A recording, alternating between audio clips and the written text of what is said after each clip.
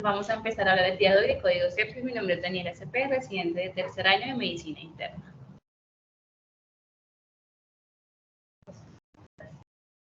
Listo, entonces para hablar de la importancia del por qué hay que hablar del código sepsis y de la sepsis, es porque primero que todo la sepsis es una emergencia médica y se describe como una respuesta inmunológica sistémica ante un proceso infeccioso que lleva a la disminución, a la disfunción orgánica e incluso a la muerte. Es una respuesta desregulada del hueso. Es potencialmente mortal. Uno de cada 4 personas es un caso fatal en países desarrollados y se estima que la mortalidad en países en vía de desarrollo es de más o menos, no el 25%, sino hasta el 35-40%. En Colombia hay reportes multicéntricos que hablan que la mortalidad está cercana entre el 26 y el 27% para sepsis severa y entre el 46 al 45% en parachoque séptico, es decir, 1 de cada 3 o 1 de cada 2. Tienen una mortalidad muy alta, entonces esta es la importancia de hablar de esto. En Estados Unidos hay 300 casos por cada 100.000 personas. A nivel mundial, 30 millones de personas están afectadas en el mundo, con 6 millones de muertes anuales. Hay otra sería como 1 de cada 5, y 1,7 millones de hospitalizaciones anuales secundarios a esto. También la incidencia ha aumentado y ha disminuido, pero la mortalidad ha disminuido con el tiempo y con los manejos que se están haciendo. Entonces, la definición de sepsis en el tercer consenso de sepsis se define como una disfunción orgánica potencialmente mortal causada por una respuesta desregulada hacia una infección. Esta definición ha ido cambiando con el tiempo porque antes se conocía que la sepsis era tener signos de respuesta inflamatoria sistémica más un poco infeccioso, y esto ha ido cambiando con el tiempo, que sepsis severa era tener sepsis más una disfunción de un órgano, y choque séptico era igual a decir que tuvieran sepsis severa o más hipotensión que no respondía a líquidos. Digamos que en esto sí la definición de ya no existe sepsis severa como diagnóstico, sino sepsis, y ya choque séptico, que es decir que el paciente no responde a líquidos y tiene un lactato mayor de 4. Listo. Entonces, ¿por qué? Entonces han hecho muchos esfuerzos de mejora y desafíos con respecto a el tratamiento, con respecto a, primero, a localizarlo, saber identificarlo de manera temprana para así empezar el tratamiento. Entonces se han hecho varias, o la forma como se llaman las guías de práctica clínica de la sepsis, por algo que se llama Surviving Sepsis Campaign, porque lo que se quiere intentar es mejorar esta mortalidad tan alta que ha habido con el tiempo. Entonces, ya en las últimas 2 guías de manejo de Surviving Sepsis han intentado enfocar y dar todas las recomendaciones con un grado de recomendación, porque antes era muy poco, o sea, el ambiente en el que se da y el método clínico que se da es un poco difícil a veces hacer un estudio aleatorizado controlado en pacientes que la mortalidad es tan alta. Entonces, con lo que se ha podido hacer y lo que han visto que intentan dar un grado de recomendación para que generar o hacer lo mejor posible. Con esto ha mejorado la calidad a gran escala y las iniciativas regulatorias estatales de los diferentes países han intentado generar o acogerse a las guías que hay actualmente. Y con esto se ha logrado la reducción de la mortalidad. También se requiere, entonces, los desafíos que se tiene para esto, entonces se ha requerido la atención que se coordine en múltiples ubicaciones, disciplinas diferentes, para lograr hacer y implementar estas formas de acción. Entonces, el por qué de muchas veces no funcionan estas guías o estas implementaciones para esto es porque muchas veces no se sabe el por qué y el para qué. Entonces, lo primero que hay que hacer con esto es hacer como una adecuada publicación y de educación a las personas, comprender los riesgos y los beneficios de los tratamientos, tener una sólida colaboración en equipo y sentirse empoderado y apoyados, tener un personal adecuado en diferentes instituciones para lograr esto. Y también muchas veces lo que pasa cuando ya por fin se implementa y se logra los cambios en una institución, la evidencia cambia. Entonces, muchas veces pasa que cuando ya se instauró algo, entonces se tiene que lograr que haya una evolución con respecto a la evidencia que está teniendo. Entonces, eso es lo otro que genera como dificultades. Entonces, los propósitos que hay para generar el código sepsis es monitorizar y optimizar la gestión hospitalaria y los resultados de esta manera de la sepsis, es decir, disminuir mortalidad, disminuir tiempo en UCI, disminuir el uso de vasopresor, que son como las tres como puntos más importantes o los outcomes que se están intentando lograr con estos pacientes. Se debe complementar a las pautas de sepsis ya existentes y facilitar la implementación de las diferentes prácticas recomendadas, y se debe ayudar a facilitar la implementación de las prácticas de atención para que se apliquen de una amplia gama en los diferentes pacientes. También hay que tener en cuenta muchas veces población vulnerable o población que son específicas, como los niños, adultos embarazados y en el estado de posparto.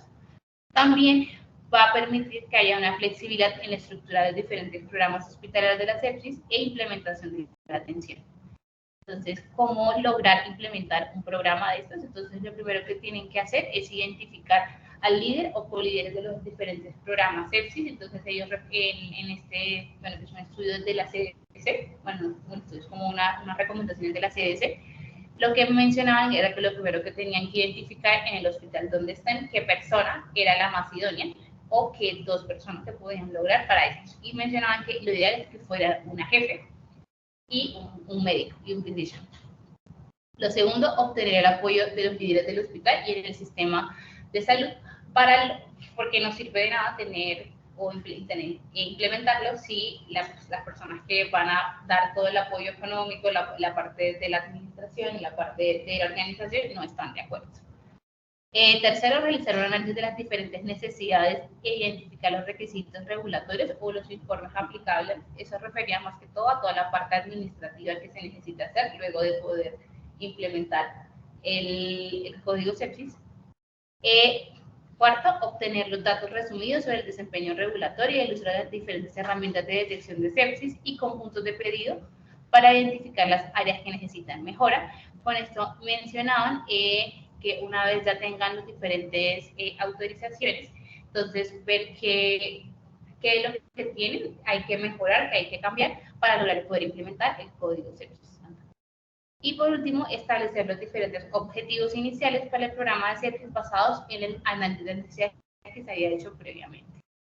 Entonces, ellos mencionan que estas son las como 7 elementos principales que se tienen que obtener para lograr implementar el código sepsis en los pacientes, en el hospital.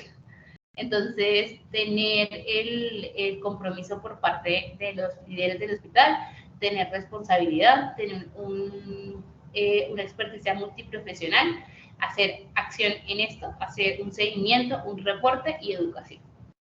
Entonces, para empezar con el primero, que era el apoyo y el liderazgo del hospital, entonces mencionaban que los diferentes líderes del hospital y los sistemas de salud se tienen que estar apropiados del programa para lograr así poder implementarlo.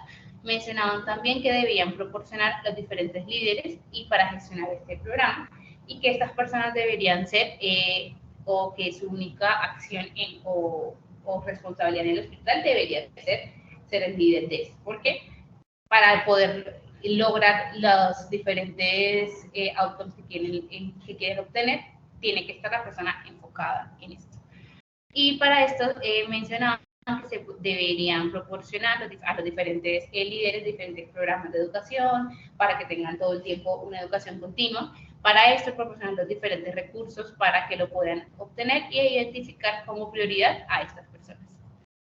Lo segundo, entonces, la responsabilidad de estos programas hospitalarios y los diferentes colíderes que tengan para lograrlo. Entonces, ahí mencionaban que idealmente una jefe y un médico deberían ser estas personas y se deberían establecer diferentes objetivos ambiciosos para lograr esta atención y para lograr la revisión de las diferentes prácticas clínicas y de esta manera lograr poder implementar el programa. Como cuarto, entonces, las diferentes experiencias multiprofesionales y un equipo multidisciplinario para lograrlo. Entonces, se debería facilitar la evaluación de los desempeños con las diferentes actividades de mejora. Entonces, mencionaban que tenían que tener, además de los diferentes líderes, un coordinador de sepsis dedicado para esto, colaboración de todas las ubicaciones hospitalarias, desde el servicio de urgencia, el servicio de reanimación, el servicio de UCI y los servicios de hospitalización, puesto que si bien puede ser el motivo de consulta que llegue al paciente, un estado de infección que lleve a sepsis y a un choque, se puede ver en un paciente que está hospitalizado y que durante la hospitalización genere la infección y de esta manera la sepsis. Entonces, que no es solamente implementarlo en urgencias, sino en todos los ámbitos donde se pueda lograr, para que una vez se identifique, se active y se empiece como todo el tratamiento con respecto a esto. Porque si no va a ser como generar crisis y involucrar a la mayoría de los expertos multiprofesionales en la mayoría de los hospitales para de esta manera ver la administración de los diferentes antimicrobianos, ver el seguimiento que se tiene que hacer o lograr tener siempre el antimicrobiano específico que se necesite y en el tiempo que se necesite, y garantizar la flexibilidad además del tratamiento para que se logre de esta manera tener la mayor cantidad de tratamiento en el menor tiempo posible. Y por último, mejorar las partes de acción que ella decía. Entonces lo que se buscaba con la acción era mejorar el tratamiento y los resultados de los diferentes pacientes. Entonces, ellas ahí mencionaban que siempre los outcomes que se van a lograr como principales va a ser el primero, disminuir la mortalidad; el segundo, disminuir el ingreso a UCI; el tercero, disminuir el tiempo de uso de antibiótico que no se necesita, no específico; y el cuarto, menor tiempo tanto con ventilación mecánica como con soporte vasopresor. Y para esto, entonces, que sí va a necesitar estructuras y procesos para facilitar el reconocimiento de la sepsis. Entonces, mencionaban ahí que una de las cosas que ya está impuestos es hacer el código sepsis, desarrollar y mantener una guía hospitalaria y la activación de un protocolo de código sepsis que se desencadena en un equipo multidisciplinar, porque para lograrlo así es que se puede identificar. Entonces, desde aquí traje de la guía de la universidad, de la clínica, perdón, el código sepsis que mencionaban esto. Entonces, las 4 parámetros que mencionaban era identificar. Entonces, lo primero que se debe hacer, una atención de alta calidad en el triage, diagnosticar, hacer los cultivos y diagnósticos moleculares, tratar, guiar según la epidemiología y la adherencia, y reevaluar, monitorizar siempre. Y en todo el momento siempre hay que educar y entrenar al personal. Lo siguiente que mencionaban en los otros 3 puntos, entonces, hacer un seguimiento de este programa. Entonces se tenía que hacer un seguimiento en la epidemiología, el manejo y los resultados fundamentales de la sepsis, mirar las brechas, las tendencias y qué estaba pasando, para que de esta manera hacer un análisis de los datos y de esta manera generar las actividades de mejora para las intervenciones. Se debería también hacer las priorizaciones de qué medir, en qué procesos, para generar esto de esta manera y considerar las poblaciones especiales en este caso. En los reportes que se deberían dar, entonces mencionaban informar sobre el tratamiento, los resultados y motivar al personal pertinente, motivar los cambios de comportamiento para lograr así la mejora del programa, e informar de manera periódica al hospital los resultados de estos programas, para que de esta forma se puedan implementar las diferentes actividades de mejora.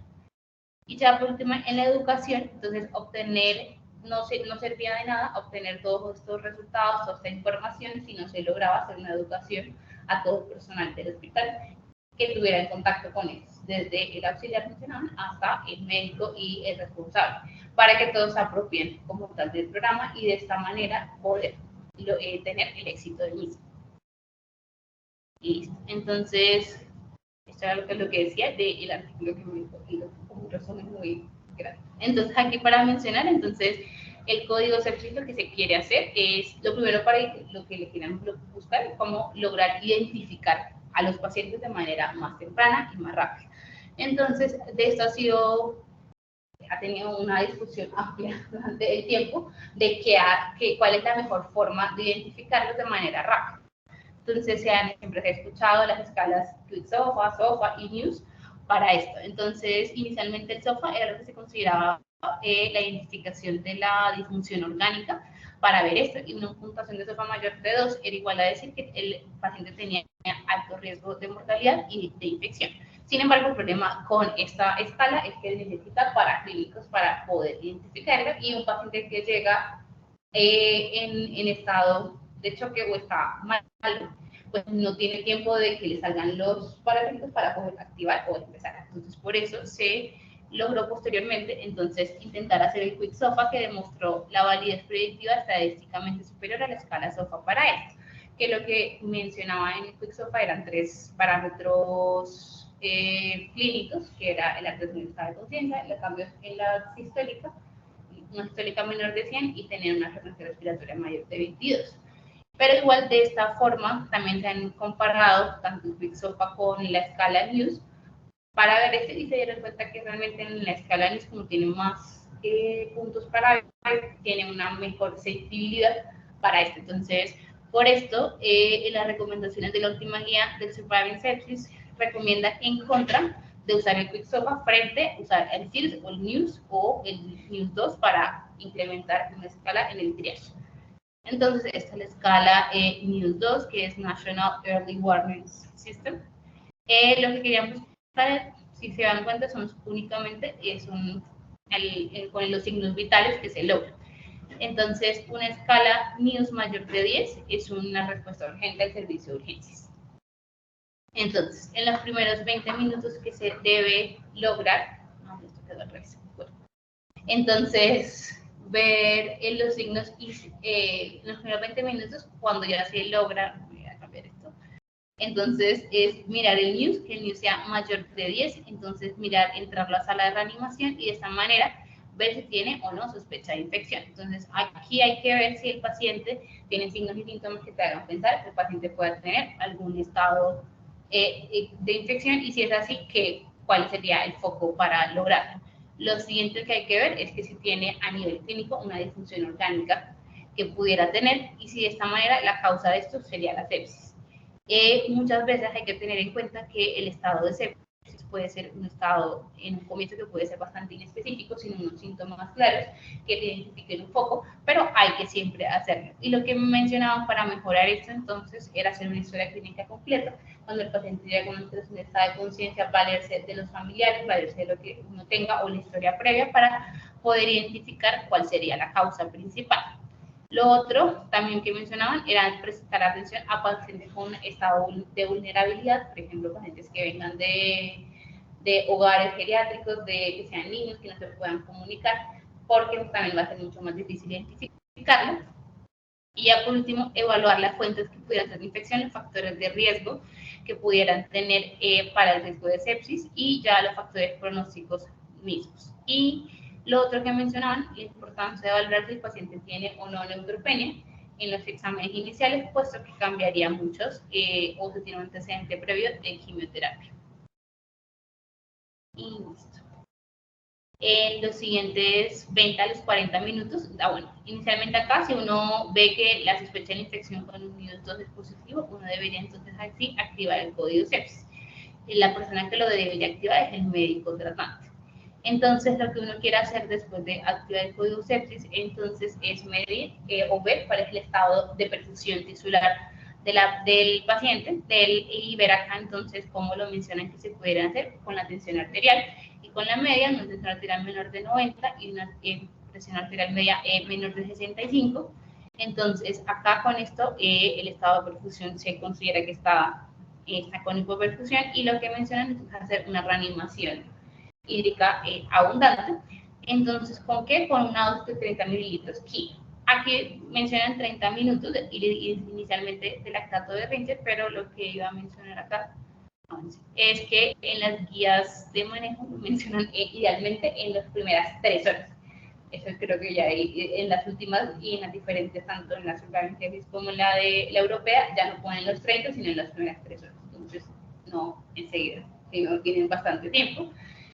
Un ejemplo es que una persona que pese 50 kilos, 50 por 30, 1500, entonces no es que le van a poner los 1500 de uno, sino poner el coro inicial y ver cómo responde, porque tienen 3 horas para hacer esto. Listo. Ya, entonces en lo tercero era ver y qué solicitud para clínicos usar. Entonces, lo ideal que mencionan acá es pues toda la parte del perfil de sepsis, que es la función renal, electrolitos, los gases arteriales, las bilirrubinas y las transaminasas para ver. Y en esto, Y ya por último, a todo paciente que está en un estado de sepsis, que se activó código sepsis, lo primero de los cultivos que mencionaba que se debería usar era la solicitud de los hemocultivos para esto.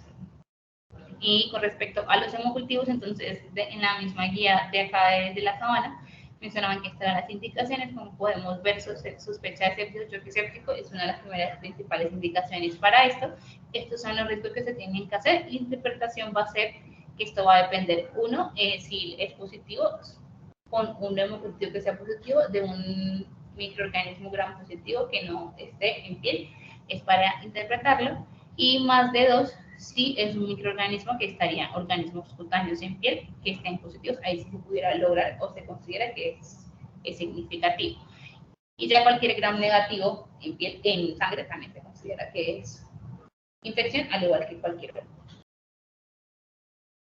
Lo otro aquí para mostrar que era de manera concomitante, entonces es ver la vía aérea del paciente, mirar la saturación, si está mayor de 90, si necesita o no oxígeno, y ya luego el estado de conciencia, y para ver si necesita o no, tiene indicación de ventilación mecánica invasiva. Y aquí lo otro que mencionaban era entonces en los pacientes que se les pedían los diferentes paraclínicos, ver si necesitaba al momento de hacer la identificación del foco, si se pueden hacer pruebas moleculares. Entonces, pruebas moleculares como por ejemplo cuando son respiratorios, entonces la parte de hacer el FilmArray de neumonía. Listo. Entonces, de los 40 minutos a la primera hora, que es la que se debe hacer, entonces un cultivo e inicio de terapia antibiótica. Aquí para mostrar que el golden hour es en la primera hora de que se activa el código sepsis, uno ya debería haber empezado el manejo antibiótico empírico apropiado. Entonces, para los cultivos, entonces para foco respiratorio lo que se recomienda entonces hacer hemocultivos, gram y cultivo de esputo, y ver acá de manera adicional si se puede hacer o no un FilmArray respiratorio, un foco abdominal, hemocultivo, si el paciente tiene algún tipo de sintomatología de diarrea, entonces cultivo de materia fecal. Y herida quirúrgica, si lo que tiene es una secreción por herida quirúrgica, también se debería hacer. Foco urológico, entonces hemocultivo y urocultivo. Si tiene algo que tenga una secreción de material purulento también. En piel y tejidos blandos, entonces hemocultivo y una muestra de tejido, las cultivos de úlceras y heridas también. Pero hay que tener en cuenta que si es una secreción superficial, a veces puede salir de todo y no realmente el foco inicial. Lo ideal es hacerlo en exámenes. El de accesos vasculares centrales, entonces de hemocultivos, uno en algo extremo y otro periféricos, y el sistema nervioso central, hemocultivos y un cultivo de líquido cefalorraquídeo. Entonces, ¿cuántos hemocultivos mencionan que se debería hacer? En la guía decía 2 hemocultivos, uno anaerobio y otro aerobio, pero realmente vemos que para mejorar sensibilidad uno ya toma 4 botellas de hemocultivos y con esto las mejora significativamente. No, aquí utilizamos 3, ¿no? 3. 3 botellas, bueno, sí, 4 botellas, 4 botellas. Sí. 4 botellas, 2 variadas, aerobio, anaerobio, sí. Y las otras 2 aerobias. 4, pero 3 sitios. 4 botellas, 3 sitios. Cultivos de sitios considerables de posible fuente de infección, permite definir el tiempo de tratamiento y la beneficencia en cuanto a las resistencias, mejorar el desenlace clínico y siempre y cuando no se demore el inicio del antibiótico. En toda esta parte siempre lo mencionan, que no por tomar un cultivo se va a retrasar en ese tratamiento antibiótico. Lo máximo que dicen que uno pudiera retrasar el tratamiento antibiótico por los cultivos son 20 minutos. Entonces, para tener en cuenta. Y lo ideal es que en la primera hora ya tenga el manejo antibiótico. Entonces, con respecto al antibiótico empírico, entonces lo que mencionan acá, entonces va a tener en cuenta dependiendo el espectro que se sospeche y el sitio de acción que se sospeche. Tenemos ahí porque ahí se pega con todo lo que hemos revisado. No, sí, yo no voy a hablar de todo eso. Pero dejémoslo ahí. Bueno. Porque esto acá cambia un poquito respecto a las últimas guías. Si quieres, dejémoslo ahí porque hasta ahí, digamos, es la revisión que quería que bueno. ¿Listo? Listo, sí, señor. Bueno, muy bien. Hay una